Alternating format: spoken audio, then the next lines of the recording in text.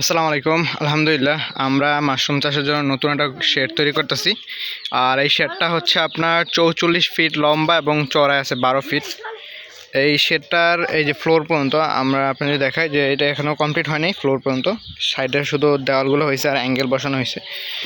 আর এই পুরা ফ্লোর পর্যন্ত কমপ্লিট করতে আমাদের আজকে খরচ হবে টোটাল 61,000 টাকার মালামাল কেনা হয়েছে, মিস্ত্রি খরচ। আর তারপর হচ্ছে এই ক্লামের উপর এই ক্লামগুলো দেওয়া আছে, এই দেখতেছেন ক্লাম।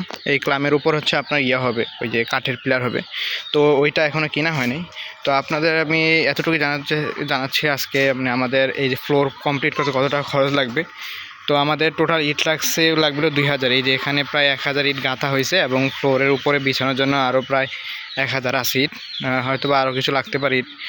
আর তার জন্য হচ্ছে এখনও ইট হয় না। যদি ওইগুলো না হয় তাহলে নতুন করে ইট কিনবো। আর এখানে প্রায় 7 বস্তা, 7 না প্রায় 10 বস্তার মতো সিমেন্ট লাগছে এবং আপনার 100 ফিট বালি লাগছে। ওই যে প্লাস্টার করার জন্য এখনও করা হয়নি। প্লাস্টারের কাজ চলছে, কালকে বালি ফালানো হবে ভিটে, তারপর হচ্ছে বাকি মিস্ত্রি কাজ করা হবে। আর এই পুরো কাজটা আমরা কন্ট্রাক্টে দিয়ে দিয়েছিলাম, 20,000 টাকা লাগবে হলো মিস্ত্রি খরচ।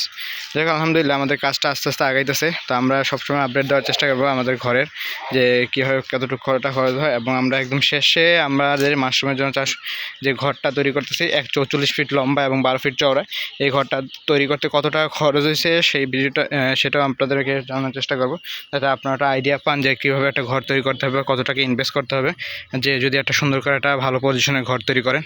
তো আমাদের জন্য দোয়া করবেন, আমরা যেন আস্তে আস্তে এইভাবে আগায় যেতে পারি সামনের দিকে। তো আজকে এই পর্যন্তই।